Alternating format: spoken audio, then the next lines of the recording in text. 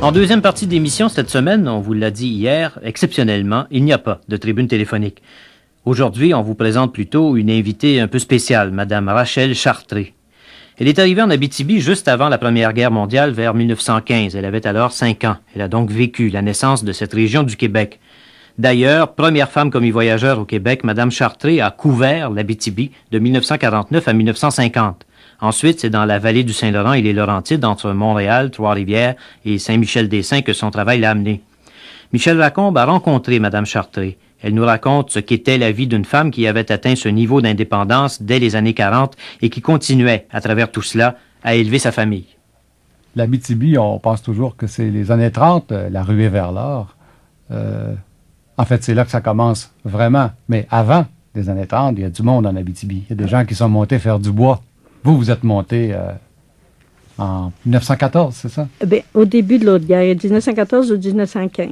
Je pense que j'avais 5 ans et demi. Mon père avait construit un moulin-à-cier à Macamic. On est arrivé la 14e famille à Macamic. Il n'y avait même pas de gare. On se rendait comment? Ah, justement, mon père, quand il est allé, lui, il était passé par North Bay, puis Kirkland Lake. Par l'Ontario, donc. Oui, parce que le train ne se rendait pas jusqu'à dans l'Abitibi, dans le temps. Le train qui passe à Parent, là, maintenant. Il ne se rendait pas jusque-là, dans le temps. Et vous, quand vous êtes monté, la famille? Eh bien là, le train. Quand papa est venu chercher la famille, c'est parce que le train allait jusqu'à Macamic. Même il allait plus loin, il s'en allait dans l'Ontario. À Macamic, pourquoi que ça a pris du temps? Parce qu'il y a une grosse rivière à Macamic, la rivière Macamic. Le pont n'était pas construit. Quand papa est monté, lui, avec le train qui venait de l'Ontario, il est allé jusqu'à ce pont-là, cette rivière-là. Il traversait la rivière, et puis de l'autre côté, il prenait une petite voiture sur la voie, qui appelle des pompeurs, pour aller à Amos. Puis comme papa avait de l'expérience des moulins-à-cier, il en avait déjà eu 2. Il y en avait déjà un moulin-à-cier à Amos. Alors, il a travaillé là. Puis pendant ce temps-là, le pont s'est construit. Et puis là, le train passait. Alors, il est venu chercher la famille. Vous partiez d'où? De Montréal? Non, de Saint-Casimir, Comté de Portneuf. Ah, vous ne partiez même pas de Québec, vous partiez de Saint-Casimir. De Saint-Casimir, parce que son père était à Saint-Casimir. Alors, nous, la famille, nous étions 4 enfants dans le temps. On était là, chez mon grand-père. Mon père était dans l'Abitibi, lui. Et puis, quand papa est venu nous chercher, on est parti de Saint-Casimir. Le train, ça servait à quelque chose à l'époque? Bien, certain. Il n'y avait pas d'autres moyens de transport dans le temps. Et ça arrêtait partout? Ça arrêtait de toutes les gares, mais il n'y en avait pas tellement. En partant de Saint-Casimir, comté de Portneuf, ça passait par où pour aller en Abitibi? Et ça passait par la Tuque. Au nord de Shawinigan. Justement. La Tuque, c'était une des plus grosses places qu'il y avait en partant de Saint-Casimir. Il y avait d'autres petites places où le train arrêtait, mais il y avait des divisions parce qu'il était obligé de réparer les trains à certains endroits. Alors, la Tuque, ça en était une, et puis Parent, une autre division. Le voyage en train, ça se passait comment? Ça se passait qu'il n'y avait pas de train de passagers dans le temps. C'était seulement des fret. Et puis, mon père était venu, puis il avait chargé dans un wagon tout ce qu'il avait besoin. Des chevaux, des vaches, du foin pour nourrir ces animaux-là, parce qu'il n'y avait pas de foin là-bas. Et puis, le ménage, quoi. Il y avait loin un wagon qui appelait ça. Un wagon complet pour le ménage et les animaux. Puis qu'est-ce qu'il y avait besoin pour là-bas. Alors, ça nous a pris 3 jours monter. Et puis... Et vous étiez dans un wagon de passagers attaché derrière le train. Attaché derrière le train. Alors, quand on était assez longtemps à certaines gares, quand il fallait qu'ils laissent des wagons, comme par exemple à la Tuque ou à Parent, alors papa, pendant ce temps-là, allait traire les vaches, et puis on avait du lait sur le train. Et puis, il allait acheter de l'improvision aussi. Il y avait des petits magasins dans ces petits villages-là, parce que c'était seulement des petits villages dans le temps. Et puis, bon, maman a toujours dit qu'elle n'avait jamais été si bien de sa vie. Elle avait été 3 jours sans faire de ménage. Alors, le papa avait apporté aussi parce que les sièges des wagons n'étaient pas comme aujourd'hui. Ça pliait, ça s'étendait comme un lit. Papa avait été chercher des oreillers, des couvertes, des draps. Alors, on couchait là-dessus, dans le train. Et vous arrivez là-bas, il n'y a rien là-bas. Est-ce que, Non, est-ce il y que votre avait- père avait déjà bâti une maison? Oui, oui, papa avait construit. C'était la première maison de Macamic, ça. Les autres étaient toutes des camps, des petits camps bourrons. Et puis, on est arrivé à Macamic, il n'y avait pas de gare. Vous savez, quand ils ont construit le chemin de fer, ils ne savaient pas où étaient pour être les villages. Alors, à tant de milles, ils plaçaient une gare. Mhm. Alors, la gare était à 2-3 milles où ils ont décidé de faire le village De Macamic. de Macamic. Mm. Alors, mais ils ont déménagé cette petite gare-là sur une plateforme, sur un train. Et puis, mon frère et moi, on était allés voir déménager ça. Mon père et son frère, mon oncle Joseph, étaient assis sur le devant de l'engin, le train qui s'en allait bien doucement avec la gare. De quoi ça a l'air au début? On a Ça le s'est même- peuplé rapidement autour? Oui, oui, ça s'est peuplé assez rapidement parce que après qu'il y a eu des moulins à scie, les gens étaient intéressés de prendre des lots qu'ils appelaient pour faire du bois, du boîtiage, quoi. Mhm. Parce que c'était durant la guerre, puis le bois se vendait bien, parce qu'ils n'avaient besoin. C'était expédié en Europe, ça, ce bois-là. Je me souviens que papa, de son bois, pour le charroyer à la gare, il fallait qu'il s'était en voiture. Dans ce temps-là, il n'était pas question de camion, avec un cheval. Puis c'était mon oncle qui conduisait le cheval. Et puis moi, puis mon frère Paul Albert, bien, on charroyait avec lui, assis sur les planches, Puis le bois arrivait comment au moulin à scie? par le lac. Alors, il y avait des bûcherons tout le tour du lac. Ah oui, oui. C'est un grand lac, ça, le lac Oui, Macamic? assez grand. Je crois qu'il a 5 000 par 10 000. Ah bon. C'est un assez grand lac. Et puis, c'était tout du bois tout le tour. Alors, il y avait du bois, il y en avait, hein, puis du gros bois. Parler de guerre, il a dû y avoir toutes sortes d'histoires de gens qui voulaient pas y aller, de C'est gens ça. qui se sauvaient de l'armée. C'est qui- certain. Papa, pour avoir des hommes, d'abord, c'était la conscription. Et les jeunes hommes qui n'étaient pas mariés, il fallait qu'ils se cachent s'ils ne voulaient pas aller à la guerre parce qu'ils étaient recherchés. Alors, papa, pour faire venir ces hommes, passait son certificat de mariage parce qu'il y avait des polices sur les trains qui surveillaient ça. Ça veut dire que chez vous, on n'a jamais été tout à fait peu respectueux des Non, non. règlements et des institutions. Non, non, papa, il faisait, qu'est-ce qu'il faisait à son affaire? Il avait besoin d'hommes, d'abord. Oui. Alors, ça faisait bien la fête, ces jeunes-là aussi, hein, Mhm. de venir se cacher dans l'Abitibi. Parce que s'il était arrivé des polices, vous comprenez que ce petit village-là, puis qui connaissait tout le monde, les hommes se seraient cachés. La guerre, ça se vivait comment? De l'Abitibi, vous ne deviez pas être très touché? Ah ben non, non, non. En Abitibi, on n'avait pas connaissance. Mais quand on est monté sur le train, vous savez que durant la Première Guerre, ils avaient ramassé tous les Allemands. Hein. Je sais pas, ça venait pas il y avait d'autres camps ailleurs, mais ils avaient un camp passé à Amos, entre Amos et Macamic, qui s'appelait Spirit Lake. Aujourd'hui, ça s'appelle La Ferme.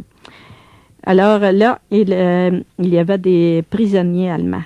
Il y avait dans le groupe des médecins, des avocats, des professionnels, quoi. Et puis quand le Les train- Allemands qui vivaient au Québec pendant la Première Guerre, oui. on les envoyait dans et un puis camp de qui- concentration en Abitibi. qu'ils ont ramassés. Mhm. Puis ils les envoyaient là-bas. Alors, quand le train passait, ils les faisaient toutes placer en rang, puis ils saluaient le train. Et puis, ils s'étaient habillés en prisonniers avec des habits barrés, là. Mhm.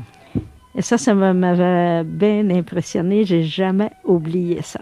Ils les faisaient travailler, hein, Pour défricher la terre pour faire Oui. une ferme. pour faire une ferme. Ça a été une ferme expérimentale. Aujourd'hui, ça appartient au Claire Saint-Viateur. C'est une école d'agriculture. Mais qu'est-ce que vous pensiez dans votre tête de jeune fille à ce moment-là? Ben, vous comprenez, j'avais 5 ans et demi, alors ça, Ah bon? c'était un peu trop jeune pour penser à quelque chose.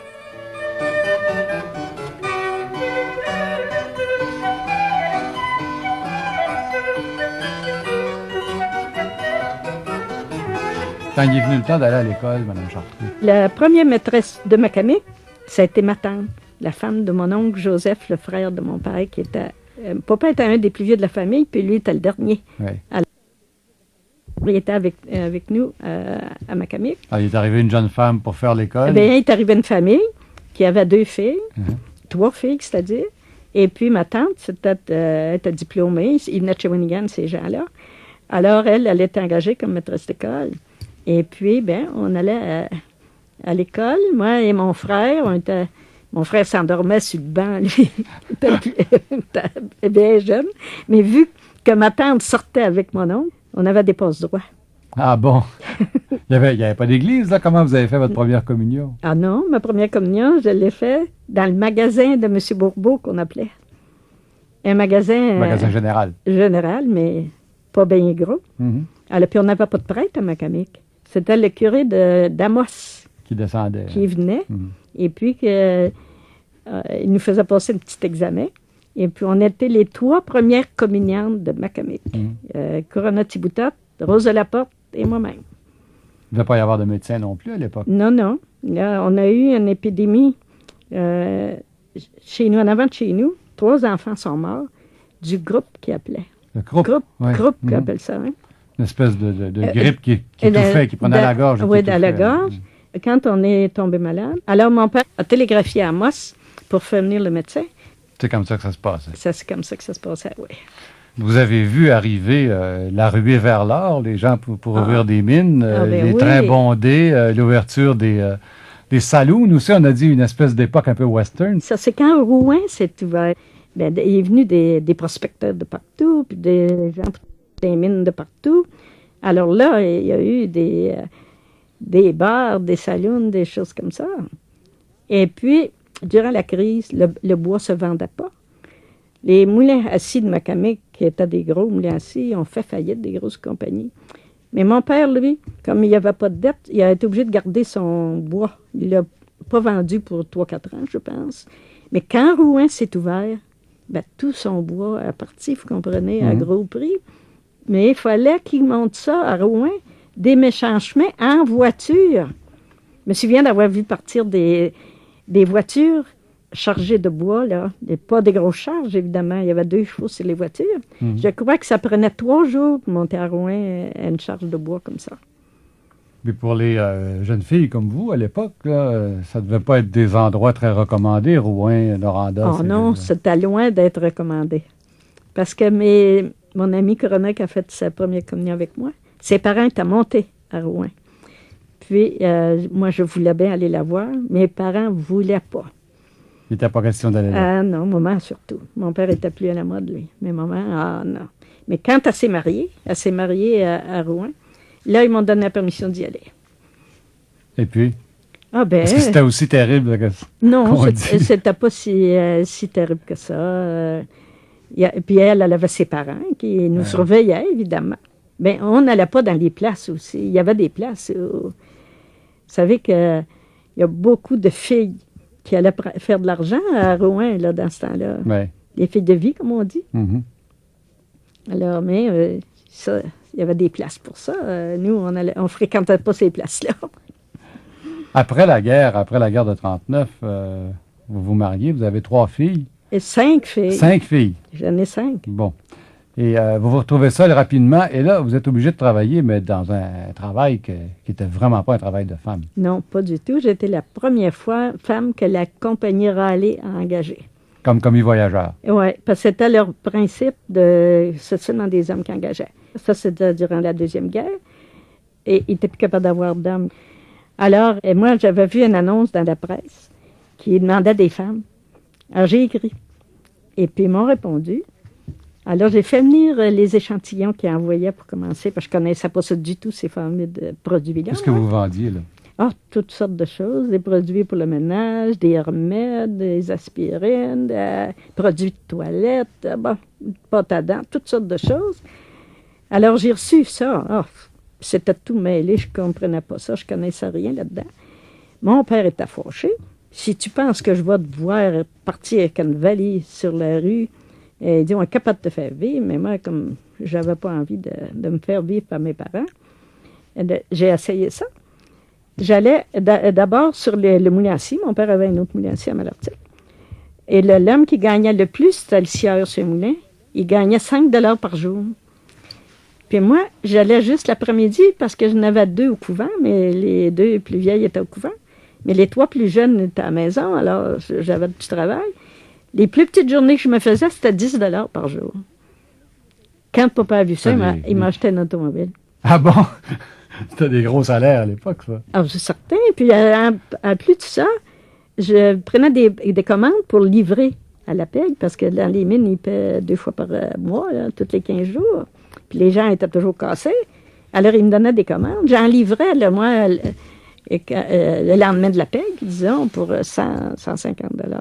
Ça vous faisait quelle sorte de réputation dans le village, ça, d'être commis voyageur? Ah ben, une drôle de réputation, parce que vous savez, j'ai toujours été pas mal innovatrice. J'ai été la première à gagner ma vie comme ça. C'est pour ça que mon père ne voulait pas du tout que je travaille. Nous, on avait été élevés à ne pas travailler. Maman ne voulait pas. C'était pas distingué dans ça là pour des jeunes filles de travailler. Après, vous avez... qu'est-ce que vous avez vendu après ça? Ensuite de ça, mon père m'a acheté une pharmacie. Parce qu'il trouvait que c'était trop dur, ça, puis il n'aimait pas ça. Puis il aimait l'article qu'il y a eu un magasin qui appelait Familex, mais qu'il y avait toutes sortes de remèdes dans ça, puis toutes sortes de choses. C'était un monsieur assez âgé qui a décidé de vendre ça. Et puis, papa a acheté ça. Alors, après ça, j'ai arrêté de vendre, porte à porte. Et puis, j'ai eu ce magasin-là assez longtemps. Ensuite, je me suis engagée pour la compagnie Spencer. C'était quoi, ça? Puis, j'ai couvert... Ça, c'était des sous-vêtements pour dames. Ah des bon? corsets médicaux aussi. On vendait dans les hôpitaux, puis pour les prescriptions de médecins. Les gens qui ont la colonne vertébrale malade, par exemple, et puis des choses comme ça. Quelle sorte de territoire ça faisait un commis voyageur à l'époque? Mon Dieu, moi, j'avais un grand territoire. J'allais jusqu'à Hearst, Ontario. Toute l'Abitibi, le Témiscamingue. Vous savez que c'était grand à couvrir. Et vous avez quitté l'Abitibi à un moment donné? Oui, quand les filles, mes filles, ont commencé à finir leur cours... Réjeanne, elle a fait son cours à l'Université de Laval. Et puis Claudette a fini, elle aussi. Alors, j'ai décidé de me faire transférer par la compagnie ici à Montréal. Parce que...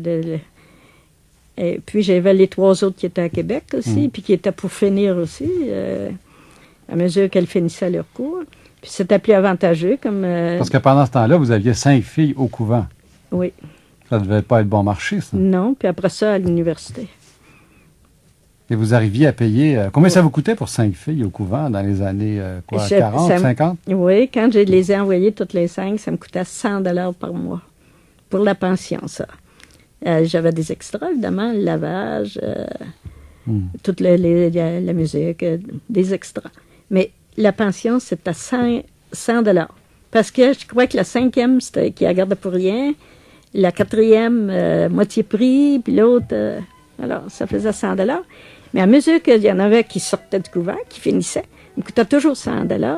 La dernière me coûtait encore 100 $. C'est l'inflation. C'est l'inflation à l'époque, oui. À l'époque. Bien, puis encore aujourd'hui. Hein?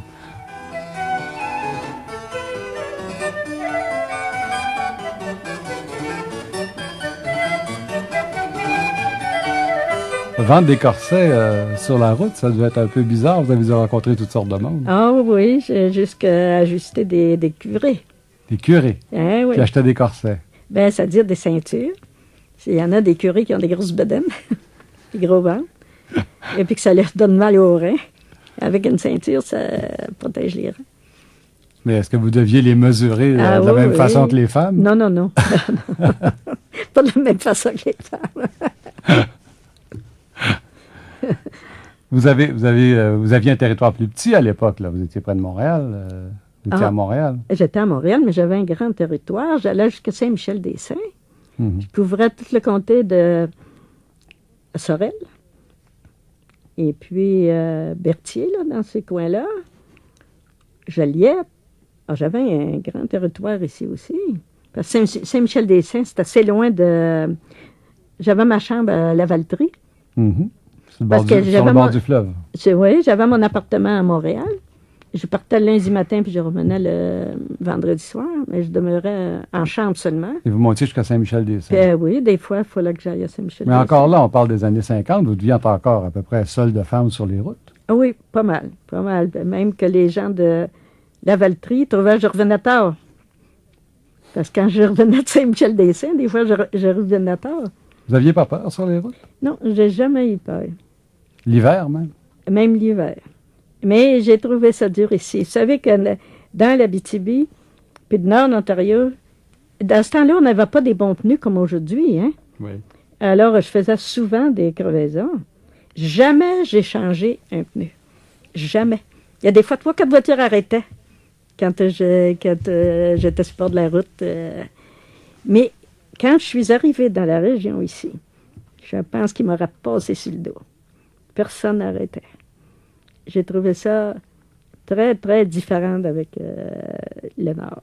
Les gens sont tellement sympathiques. Même qu'une fois, j'avais fait une crevaison. Il y avait de la boue, des méchants. C'était pas pavé les chemins dans le temps. Il y avait de la boue. Qu'est-ce qui arrive? Le juge, j'ai oublié son nom, qui s'en allait à Val-d'Or. C'était entre Malartic et Val-d'Or que ça m'est arrivé. Qui s'en allait à Val-d'Or, jugé pour la cour, bien habillé, un pot par-dessus marine, un foulard blanc. Il arrête et dit, qu'est-ce que c'est que vous avez? Ben, j'ai dit, j'ai une crevaison. Je suis pas capable de changer. Ben, il dit, je vais vous changer de chose. Ben, j'ai dit, non, pas question. Passer, puis il va en arriver d'autres. Ah, il dit non. Il m'a changé mon pneu dans la boue. Le juge. Vous vous êtes ennuyé beaucoup de l'Abitibi. Oui, je me suis beaucoup ennuyée parce que c'est tellement différent de mentalité. L'Abitibi, tout le monde est gai, tout le monde est sympathique. On a beaucoup d'agréments, même que ça me faisait veiller bien trop tard parce que le lendemain matin, il fallait que je travaille. Moi, quand j'allais, par exemple, à la Sarre, j'avais des amis. Quand ils voyaient ma voiture à l'hôtel, ils arrivaient, il y avait des soirées organisées. Mais moi, le lendemain matin, je travaillais. Tandis qu'à Montréal, je regarde dans le coin du Sorel, par exemple, ou Joliette, là, que je demeurais à l'hôtel. Personne ne me parlait seulement. J'ai trouvé ça très, très difficile. Votre plus beau souvenir en Abitibi, qu'est-ce que c'est? Ben, j'en ai beaucoup de beaux souvenirs. Ça a été très agréable dans Abitibi. Prenez à Malartic, après que j'étais là, moi, quand ils faisaient des soirées de Chevalier de Colomb, de Fille d'Isabelle, c'était agréable. Tout le monde assistait, tout le monde... le temps des fêtes, ça devait être extraordinaire. Ah, c'était extraordinaire, tellement qu'on venait tellement fatigué, puis moi, je travaillais le lendemain. Même pendant le temps des fêtes? Ah ben oui, apprenez, quand j'ai eu ma pharmacie, je ne pouvais pas fermer, alors je travaillais. Puis ça arrivait chez nous, chez mon père, ça a toujours été comme ça, à Macamic ou à Malartic. Les gens étaient toujours bienvenus. Des fois, on décidait, ça a déjà arrivé que j'étais couchée même. Putain, qu'est-ce qui arrivait là, une gang? Il fallait que je me lève, puis ça partait à 3-4 heures du matin. Est-ce qu'on faisait de la politique dans votre famille? Ah oui, mon père s'est toujours occupé de politique. Puis papa et maman, c'était comique de les voir. Maman lisait beaucoup, puis papa aussi. Et puis maman parlait fort. Mon père parlait pas fort, il n'avait pas de voix, lui, mais maman. Quand on était jeunes, à l'extérieur, on les attendait, on aurait dit qu'ils se chicanaient. Mais non, maman avait lu quelque chose, ils discutaient au sujet de politique. Tellement que nous, jeunes, mon frère et moi, on faisait des discours aux autres enfants sur le perron. Parce que tellement qu'on attendait parler de politique à la maison. Maman connaissait tous les députés, les ministres, n'avait pas comme aujourd'hui, à quel comté, puis de quel nom. Puis bon, on attendait toujours parler de ça chez nous. Parce que la famille votait toute du même bord? Ah, ben c'était pas la question. Maman ne votait pas pour longtemps. Mm-hmm. Moi, je me rappelle, la première fois que j'ai voté, c'était la première fois que les femmes votaient. Est-ce que votre famille votait du bon bord? Non, papa perdait toujours ses élections. Et comment ça se passait quand on perdait ses élections? Il nous a fait brûler des bonhommes chez nous. Comment? Des bonhommes de paille. Des bonhommes de paille. Ils accrochaient ça sur la clôture et ils mettaient le feu. Dans le chemin, dans la rue. Ils mettaient le feu, là. Puis c'était quand mes filles étaient à la maison, quand ça donnait. Elle s'était bien découragée. Elle pleurait, là. Et puis, il y en a une fois, là, elle s'était levée, ça faisait du bruit. Puis elle dit, qu'est-ce que c'est ça? Ma soeur dit, grand-papa a perdu ses élections, puis il vient de faire brûler un bonhomme. Le lendemain matin, elle se lève, elle dit, est-ce que grand-papa les a retrouvées, ces élections? Madame Chartré, je vous remercie beaucoup, beaucoup. Je vous en prie, monsieur. Michel Lacombe s'entretenait avec Mme Rachel Chartré, une pionnière de l'Abitibi.